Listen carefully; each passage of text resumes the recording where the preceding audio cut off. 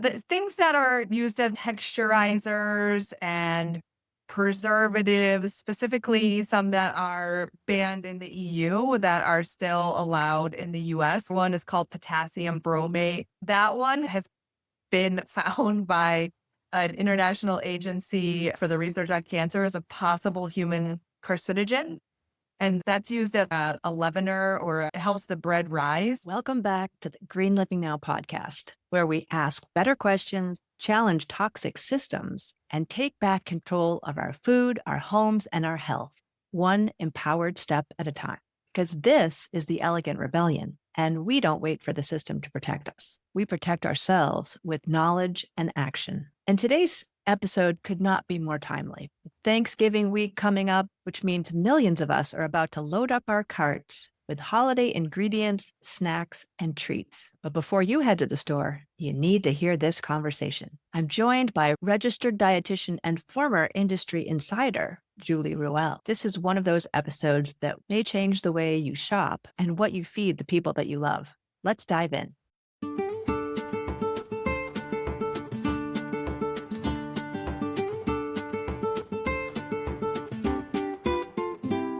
Welcome, Julie. How are you today? Great. Thank you so much for having me. My pleasure. This is a great topic. Well, I think there's many topics probably within this topic of ultra processed foods and what people can do. So if you would just kind of give us a little idea of who you are and what you do. Sure. So I'm a registered dietitian. I have been for over 20 years, which freaks me out a little every time I say that, but hopefully I've learned a lot in those 20 years. I've worked in so many different aspects of the nutrition field. I've worked in inpatient hospital settings, community settings. I've worked for some large food corporations. I would like to think they're better for you, Okay. food corporations. So I've kind of been on the inside, the outside. And one thing has really stayed consistent for me across my career is that I've really been a big proponent of real food, real whole foods. So, something that has been in the news a little bit lately is ultra processed foods. And I know we're going to talk a bit about that. When I Yes. started my career, that wasn't even a term, but I still think it was something that I was focusing on way back then was eating foods closer to their natural state, less processed, less packaged. Yeah. It's such an important topic. And, when you were talking about real food, I couldn't help but think about the commercials that tell us it's real tomato or real this or that. And I'm thinking, isn't that what it's supposed to be? Aren't we supposed to be getting real food? Like, what is this stuff? Yeah, unfortunately, it's a pretty small percentage of the foods in supermarkets are actually real foods. So it's So strange that we true. have to be alerted to a real food item. Exactly. And the other thing that I find so disturbing is that even the whole food, like go into the produce department, right? Now we have to be concerned about, is this tomato coated with a peel or organa peel or some other sort of weird substance that's designed to promote the longevity of that as opposed to doing something that's good for us. And then, what I learned many years ago about how old food actually is when it arrives at the store, much less when we pick it off the shelf. So how did you get into all this? In college, I was kind of thinking, what are my interests? What am I into? And I was very athletic when I was young. I didn't really feel like I got a whole lot of nutrition education at any point in my younger life, although my family tried. We had gardens in the backyard and we grew our like whole backyard was gardens basically. Nice. In the summer, I grew up in Michigan, so that's not really a year round thing. So grew up just really loving gardens and gardening and got really involved in that and went up to college, wasn't competing in sports quite as much. It became evident that I needed to learn some things about nutrition and health for myself. And I just kind of started that field of study in college and just fell in love with how food can change how we feel, just food is medicine and it impacts so many things in our lives. And, you know, 20 years later, I'm still loving what I'm doing in that area. That's wonderful. So I'm so curious about sort of your inside outside view of having worked for, you said, a large or more than one large Yeah. food corporation. Was It's there more than one. anything surprising that you learned or tips that you can share with us about what you learned on the inside? It's a great question. I do feel that the companies I worked for would be in the better for you categories. So they hired a dietitian, so that's a good That's a sign, big right? deal. Most of them had more than one dietitian, like a whole nutrition team. So, I think that's a good sign that some Yeah. companies do actually want to put healthier food items out there. I think one topic that kind of lends itself here is there's a difference between processing and ultra processing. Right. Processed foods, that can be beneficial actually. It's things like turning milk into yogurt. And I did Right. work for a large yogurt company. That's what Oh, kind of interesting. prompted me to think about this. Okay. It's also grinding wheat into flour. It's freezing vegetables, canning vegetables so that we can Exactly. have Making those things pickles. elsewhere. Exactly. Yeah. So there is some benefit to processing. So I'm not out here to say you can't eat anything in a package and be healthy. Right. But it's when we get into the ultra processed realm that I think we need to take a much closer look at it and be a lot more cautious. And ultra processing is when we are adding things that aren't necessarily foods. Mhm. Or something you wouldn't cook with at home. Maybe your grandparents wouldn't even recognize it as a food item.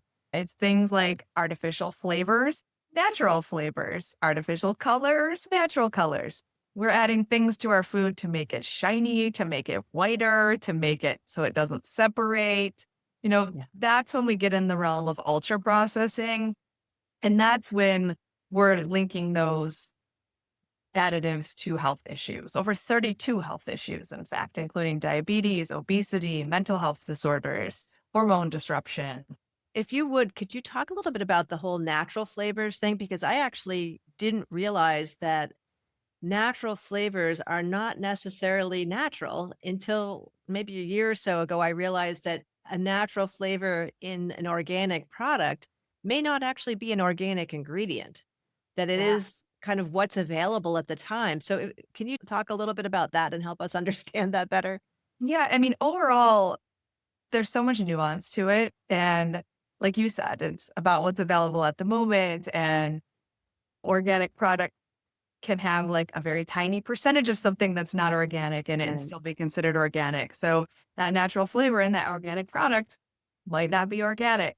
It's just better to use real things. Like there are products out there. If you think about something as basic as sparkling water brands. So Yeah. sparkling water, some of the brands are using artificial flavors, some are using natural flavors, and some are using real fruit juice.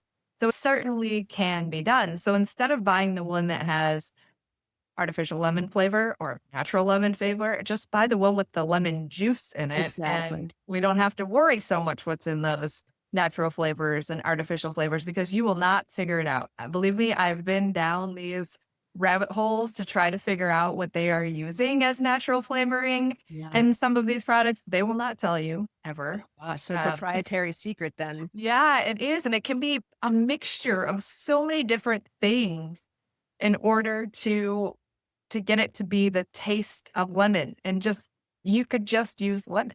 That is such an odd and simple issue. I mean, it would seem logical that lemon would be the most desirable and easiest thing to access instead of trying to create something in a laboratory that tastes like lemon. It Exactly. actually reminds me of in grade school, one of my classmates, her dad worked for, or maybe owned, I can't remember now, some flavor company that was constantly concocting things. And I remember looking at these little glass vials or plastic vials, whatever the heck they were, with different flavor names. And I thought, oh my gosh, that is really unusual. I didn't know anything about it back then. So, what would you say are the most offensive of the ingredients in the ultra processed foods that people should really watch out for? Yeah, I think it's like a culmination of how many of them we're consuming. Yeah. So there's just so many of them. 73% of products in a supermarket would be classified as ultra processed. So if you think about that, it's more than just one thing or the other thing being the issue. It's just that they can be hard to avoid. Yeah. So learning to spot them Yeah.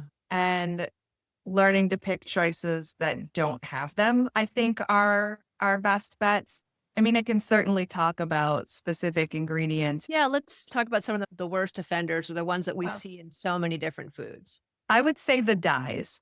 So the dyes have been in the news a bit lately. Right. California has banned 6 of the synthetic dyes from schools due to their direct link to behavioral issues in children. Which we've been Uh, hearing for years. yes, and the most well known of those is red number 40. And if we look at how many items red number 40 or those dyes are in, it's Mhm. in about 12% of all foods. 2 out of And 3 probably things that we don't candies. even expect it to be in. Yeah, it is. It definitely is. Something like yogurts, Yeah. sauces, dressings, things you're not even thinking that might have dyes in them. Like, okay, candy, sodas, you might not be as surprised, but a lot of parents might Right. choose a sports drink for their child, thinking that that's a healthier option than a soda. But almost half of all sports drink have one of those banned dyes in them. Can And tell really when you look at the colors of those drinks, I mean, I'm amazed that Gatorade is marketed as a health drink because it, like you said, it's got the different colors and I'm sure there's artificial flavors, but actually one of the worst things I find in there is the high fructose corn syrup.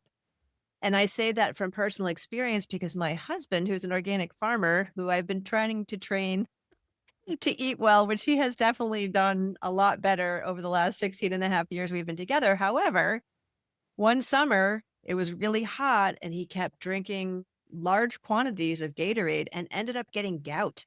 oh And my, the only thing that we could think of was that it must have been the Gatorade because nothing else was different. And so I think it was a combination of being dehydrated and then drinking large quantities of this stuff. And so ugh, it just yeah. it makes no And sense to me. you're making me think of that commercial too, where they show the athletes drinking the Gatorade and then they Yes. sweat the color of the Gatorade. Right. That's So very telling, isn't it? it is. And I think that's a good metaphor. I think Gatorade just accidentally gave me fuel for the fire about how unnatural and unhealthy those dyes are for us. Right. Right. Wow. Okay. So the colors are a biggie. What are some of the other ones that you're finding? Yeah, the things that are used as texturizers and preservatives, specifically some that are banned in the EU that are still allowed in the US. One of them is called BVO or Yes. brominated vegetable oil, and that's like an emulsifier. There's impacts on like the thyroid nervous system with that one. So that's one that's kind of a big deal. Another one is called potassium bromate. So these things Yep. have really, strange names that we're not gonna Yep. like remember all that well. That one has been found by an international agency for the research on cancer as a possible human carcinogen. And that's used as like a leavener or it helps the bread rise. Right. There's like BHA and BHT. Those are preservatives to keep fats from becoming rancid. They also have been linked to cancers. Yep. There's another one that's abbreviated ADA. I'm gonna try to pronounce it. It is Mm, like 25 letters long, but that's also in bread.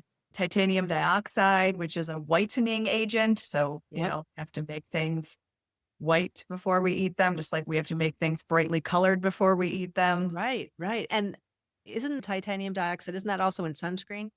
Yeah, I believe it is. Yeah. That's such an interesting point about making things colorful because I remember reading some research about it actually is more desirable, these different colored items that, do draw people to choose those products or particularly children. So there is a science behind why they're doing this. Yes. That's kind Yes. of troubling. Yes, I agree. So the company that I work for currently called Go Coco, which has an app where you can scan any barcode of any food item and it'll tell you if it has any of these banned in Europe Oh, interesting. additives. The company's actually based in Europe, but our biggest user base is in the US. But it has a lot of information about the things that are banned in Europe that are allowed in the US. And because of that, I've done a lot of research on like what are these large companies doing? They sell in the US and they sell in the EU. So they can't use a lot of these dyes and additives in the EU. Yeah.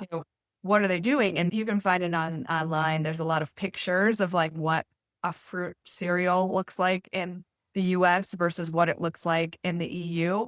And It still has some color there, but it's just not Right. nearly as bright and shiny Right. looking as it is in the US. And I bet kids are still eating that sugar-rich cereal in the EU, even though it's not as brightly colored as it is in the US. So, Yeah. whole other issue with Yeah, all the sugar in there, but at least they're not getting the dyes. exactly. And just so listeners are clear, we're talking about one company making the same product for the US market and the EU market, but the EU product has different, healthier dyes versus the ones that are being used in the US product.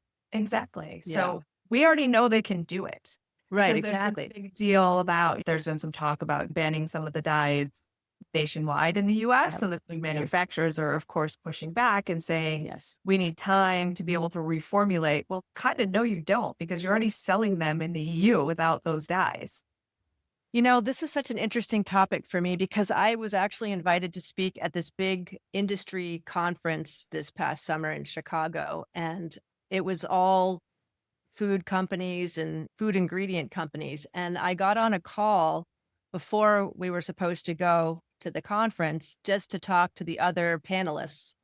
And I was so upset with the experience because I realized I was going to be attacked Oh, wholeheartedly by these, industry people. And it was primarily industry people that attended. And so I declined. The organizer that was on the call too realized that it was kind of like a pig pile. And the reason I bring this up is not poop on them, but the whole rationale that I heard was very much about, oh, well, we've done studies and, people really want those colorful products and that sells more and they're just fine. There's nothing wrong with them. And they had so many other excuses for why it was the way it was. And I just thought, I'm never going to be able to change these people's mind. And so there's really no point in me showing up and trying to speak to the alternative. So it was really something. yeah, that's very unfortunate that it couldn't have been an open back and forth dialogue with Right, which is what people. the Yeah. organizers really wanted, Mhm. to their credit. But yeah, the other folks that were there were not going to have that. Let's talk about, are there any other biggies that we should be concerned about? Well, I mentioned like the FDA banned red dye number 3. Yes. So that's one step in the right direction, but they have Yep. until 2027. Like I said, Oof. uh, it's So, in and what's about the rationale behind that typically? the lobby. Right. So it seems like it's nothing to do with us and, our well-being as the consumers, but it's more about maybe unloading the supplies that they've already created or, giving them time to shift to the different Yes, ingredients or I don't know, that's whatever. what they say is giving them time to like change the production lines and ship to different ingredients. But I think you might have uncovered one as well is let them sell through what they already have I because think that's what I've heard repeatedly, even when things have been taken or eventually taken off the market. So once the red light has come up about a certain ingredient or product, what I've noticed over the years, and this is not just food, is that, and I believe I did the research on this too, that they aren't required to immediately remove that product. So they basically knowingly put people at risk by continuing to sell this stuff after something has already been identified, which I find pretty terrifying. yes. And also red dye number 3 is just one of the hundreds of Right. things Of many, that many. of many, many. So are they going to use red dye number 4? I don't even know if that exists, but Well, red and dye number 40 exists. Are they that's just going such to a good switch to point. that? Yeah. Yeah, because I know with BPA, the lining inside of cans and other uses, the alternative that they created to that BPA, I understood was even more toxic than the original Yes. stuff. So it does make you wonder. So maybe they get rid of one that's become more well known and they replace it with Mhm. something worse. That's what I always wonder as well. And that's why I still steer people towards avoiding all of them. Yeah. And Uh, that's really the best way to circumvent this whole trying to figure out if every product, and I think it's great that there's this app and I want to talk a little bit more about that and sort of how it's different than the other ones that are out there. But if you don't want to have to go through the process of scanning every item and figuring out what these different ingredients are that you can't even pronounce, Mhm. as a nutritionist, what's the best guidance that you give people? Yeah, so the guidance that I was giving people before ultra processed even became a term was the shorter the ingredient list, the better. You mentioned things you can't pronounce. I've always said go for things you can pronounce. So you can pick up different, let's say, like nutrition bars, and you look at the back, and some of them, the list of ingredients take up the entire back of the package. Others might be something like apples, cherries, dates, Yep, walnuts. exactly. That's what I would go for. Something that you recognize as food. Yeah. So when you start reading these huge ingredient lists and food manufacturers, they're tricky. So instead of saying sugar, they might say brown rice syrup, organic agave inulin. It just sends things and it's designed to make you pause and say, no, brown rice is a food. That's a real food. Should I have brown Exactly. rice? Syrup, that sounds okay. And Yeah. they also do it because ingredients on a food are listed by order of weight. Right. So if we're still using our cereal bar example, instead of having to put sugar as the first ingredient, which by weight of the product, sugar might be most, they could put Mm. oats first if they use like 4 different kinds of sugar.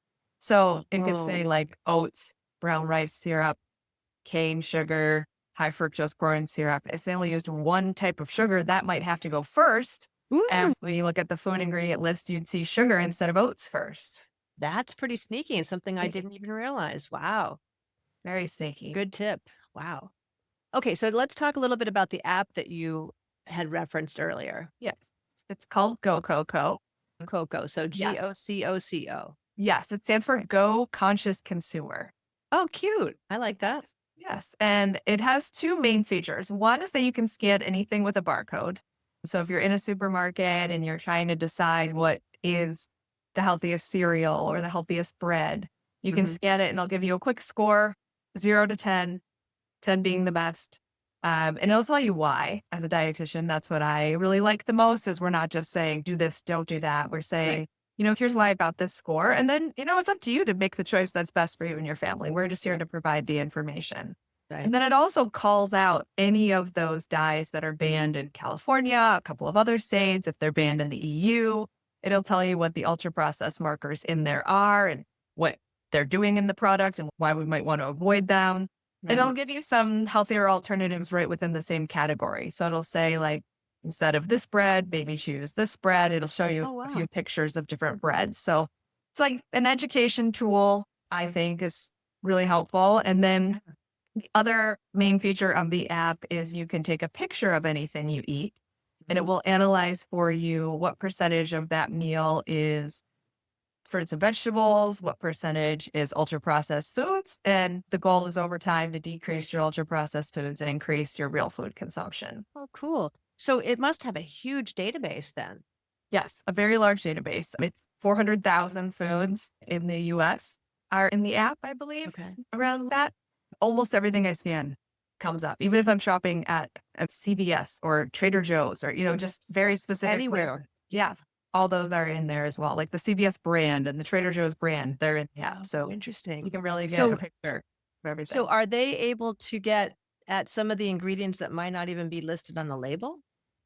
No, it'll just say like natural flavors. They're not going to be able to tell you what the natural flavor in there is, but Right. it'll point out that it does in fact have those natural flavors. Got it. And so how do you find this app to be different than some of the other ones that are already out there? Yeah, I think the difference is the education factor. So not just getting a score, but finding out a why and getting the product alternative ideas. And Hmm. then also the ability to analyze anything that you take a picture of and tell you what percentage of ultra processed foods it is. I haven't seen that on any other app. So does that mean if you went to McDonald's and you took a picture of whatever the burger was you were Yep. eating, it knows based Yep. on the appearance? Yeah.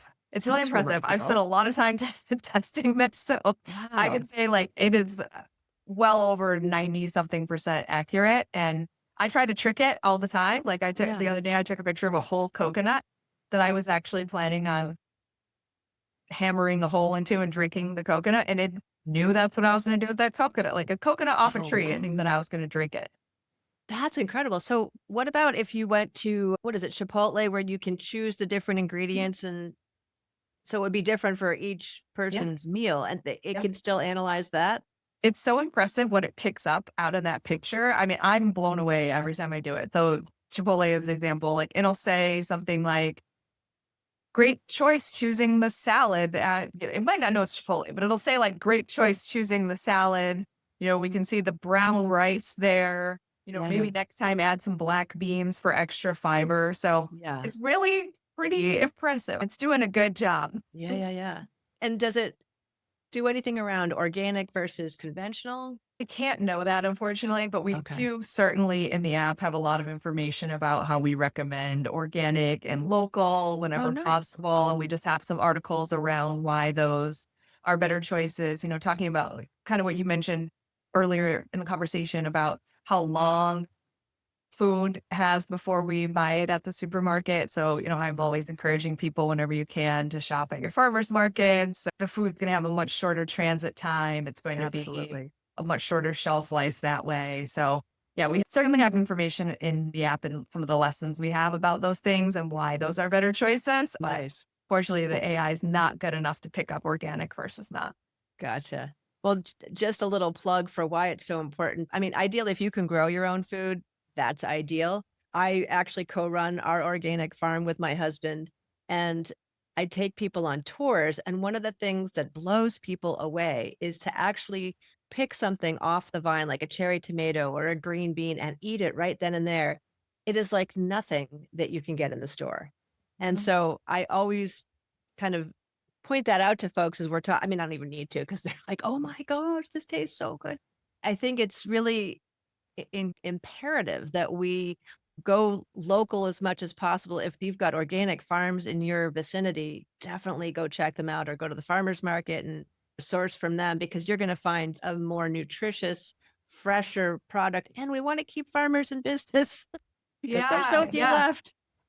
I completely agree with that. And when I'm working with families and they tell me they have really picky eaters, one of the strategies I talk to them about is let's grow a little tomato plant. Let's grow basil. Let's grow green beans because I it, have had at least 2 really powerful stories of I had a French family that came one year with 3 children. None of them spoke English, so I couldn't really communicate with them particularly well.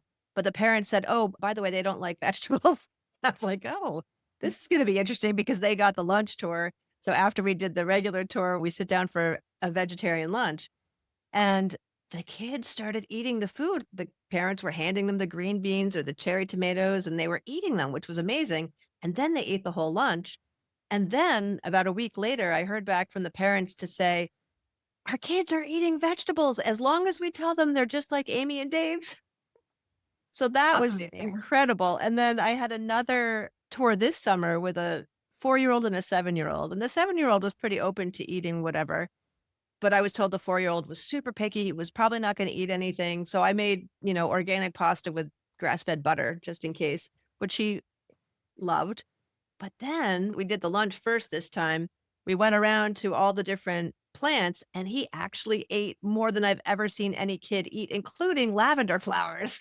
I was like, Oh, what the heck happened here?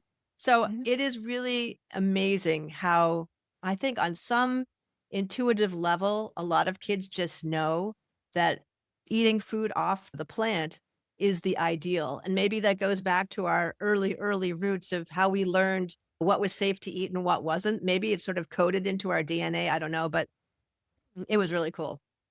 Yeah, it definitely could be. I agree. I think that's really powerful. And I live in a high rise condo. I have my whole balcony covered in plants that you can eat. Aw, So that's I've awesome. carried on the tradition from when I was a kid. And I do credit like that is partially how I grew up loving fruits and vegetables so much as having so many gardens in the backyard and just being encouraged to run out there and just grab whatever I wanted to eat. And, Yeah. didn't even have to wash it, which kind of made it Yeah. kind of exciting. Just grab a tomato, grab a green bean, just eat it right off the vine. And Love it. yeah, still growing things to this day on my balcony, kind of like an urban farming situation over here. Well, I can totally relate. Having grown up in New York City, I think I started with basil on a sunny windowsill, and then I moved to Massachusetts, but I was still in suburbs, so I was growing on patios until I finally got a piece of land, and I was like, "Oh my gosh, I can actually have a real garden." So yeah, you can kind of grow wherever you are. And now with hydroponic, You Yeah. can do indoors in a dark Yeah. room as long as you've got grow lights. So it's Yeah. pretty remarkable, the options. I wouldn't be doing that if I didn't have the balcony, but I live in sunny Yes. Miami, so I can actually grow things Oh, nice. year round. Summer That's is the wonderful. challenging time to grow things here, actually, which Yeah. I never would have considered, growing up. I Right. found Too some hot. things that grow in the summer. So I've got my summer crops kind of coming to an end, and I'm getting ready to plant my winter crops down here, which are what we would grow up north basically in the summer, like Nice. tomatoes and green beans and eggplant and peppers, Oh, that's awesome. broccoli, cauliflower. Wow. That's so cool. And so I know before we got on, we talked about how that app, the Go Coco, you said there's a free version and then there's a premium. And you were Yeah. actually generous enough to gift my listeners, did you say 1 year of the premium for free? Yes, 1 year of the premium for free. We're Fantastic. going to use code LIVING for Yes. Green Living Now. And Okay. I believe we'll put that in the show notes as well, with Absolutely. instructions on how you can redeem that code. And, you just Yes. download the app from the App Store, iOS, Android. It's available for both. Awesome. So cool. The free Actually, I'm kind of curious to try it out myself, especially taking pictures of stuff. Yeah, yeah. And the free version, you get all the features. There's just limits on how many times per week you can use them. So the Oh, I premium see. version just allows you to unlimited scan everything in your cupboard, your refrigerator, Wow. kind of addictive. And Yeah. a lot of kids love it too because it's kind of fun. You scan Yeah. things to get a score. It's a great That's teaching and learning tool, I think. Just one more tool to have in your tool chest to help you make healthier food choices when you're shopping and when you're choosing meals. absolutely. Anything as far as tips that you want to leave the listeners with that we haven't already covered? No, I think we talked about just looking for things you can pronounce on a food label. And the other thing I really like to speak with people about is let's make one change at a time. Let's kind of take stock of everything we're doing and let's see where can we start? Where's one good starting point? So I will ask people, what do you typically eat for breakfast, lunch, dinner? We'll discuss what you're drinking at those meals as well. And one place that I find is like a really good starting point is, are you drinking things that are made out of sugar and artificial colors and sweeteners? Like, is it the Gatorade or is it a coffee drink or Oh, yeah. something along those lines? Like, let's get rid of that right Or away. God forbid, an energy drink. An energy drink. Let's find something that we can do that's an alternative. Can we Yeah. switch to a tea that has caffeine in it instead of the energy drink? It can be a ginger tea with caffeine as well. Can we add some lemon? Do you like things that are more cinnamony, vanilla tasting? So let's Mm, make something at home. It's going to save you a lot of money for one, that's because true. those coffee runs are super expensive. Yeah. And we're just going to cut out so many liquid calories and sweeteners and additives at once. Exactly. And, when we eat things, there's much more of a satisfaction than when we drink them. So that's True. where a lot of times I like to start with, can we cut out some daily drink habit that's not so healthy? If Yeah. they're not doing that already, great. Then we'll find somewhere else to start. Like, are you going through a drive through every day for breakfast because you have to take the kids somewhere on your way to work and you don't have time to eat yourself? So we'll figure out a way to plan something that you can make in advance. Maybe you Yep. pull it out of the freezer, you warm it up. It's kind of Exactly. similar to your favorite food that you're getting from the drive-through, but it's a much healthier version of it. So I like to work with people to find what they're doing and where we can make changes that aren't going to be that big of a deal, but are really going to make a big deal health-wise. Yes. And start building on those, one at a time. And, once you get a lot of those chemicals and things out of your food, if you try to eat something that has them in it, I'm sure you experienced this as well. Like, Yep. it just tastes so overly sweet or just chemically or something. I have people tell me this all the time. Oh God, yes. I don't know how many times I have said that very phrase of, oh gosh, this has such a chemical aftertaste. Because I occasionally will eat stuff that I know is not good for me. And then I just think, gosh, tend to end up making my own desserts because my husband and I have a sweet tooth. And so instead of buying something that's, already made, I like to make it from scratch. But occasionally, I'll get cookies or something from the store and I'll just be like, oh, there's just that weird little chemically flavor Mhm. aspect to it that I don't care for. Same It thing tastes with like, scented products, right? I've noticed I've been doing this for 33 plus years. And if I'm in a room or even at our farm stand, which is open air, I can smell somebody get out of their car that has perfume or cologne on even before they've come inside the building. It's Mhm. just, it's so overwhelming to me. And I imagine that, people that do that sort of thing every day, they don't even notice. Right. But when you stop, you really do. Or how about like laundry Oh detergent or God, fabric softener? I those can are some of the smell worst those. offenders because Yeah. we're exposed to those 24/7, right? In our clothes, but also in our bedding. So yeah, that's usually one of the first things that I recommend folks get rid of. And don't go with the free and clear. You want the unscented or Mhm. ideally, the really truly natural products. Yeah. So those are some pretty important things. But there's been so much good information here, Julie. If people would like to reach out and connect with you, what's the best way for them to do that? Through the GoCoco website. Okay. So I'm on there. You can send me a message. You can send anybody on the team a message. So it's just gococo.app is the website. And Okay. I'm just Julie at gococo.app. So I'm happy to chat with anybody further. Uh, Wonderful. Yeah, we love hearing from people that use the app and kind of their real life stories. One thing interesting about it is we didn't set out to make an app with a big focus on helping people living with diabetes, but that really became a large portion of our user database. So we've really Interesting. kind of leaned in on that and really added some features to help people that are living with diabetes. And that's Some either type 1 or type 2, doesn't matter Yeah, which? I mean, I would say pre and type 2 are the more common Yeah. ones, but type 1 as well.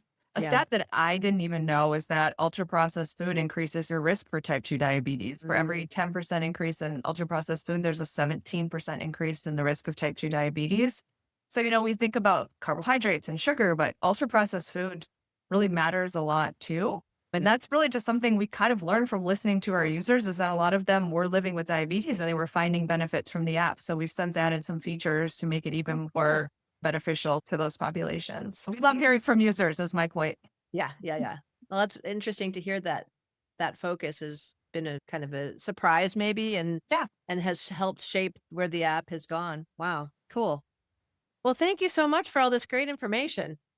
Yeah. It's a wonderful chatting with you. You've been listening to the Green Living Now podcast, where the elegant rebellion comes to life in real conversations, real homes, with helpful tips and real choices. If this conversation lit something up in you, please subscribe so that you don't miss the next ones. And share it with another woman who's ready to take back her power and stop outsourcing her health, her food, and her home to toxic systems. That's how the movement spreads, one awakened choice at a time. And if you're ready to live this work alongside with others and me, join our Elegant Rebellion Circle. You'll find the details at greenlivingnow.com.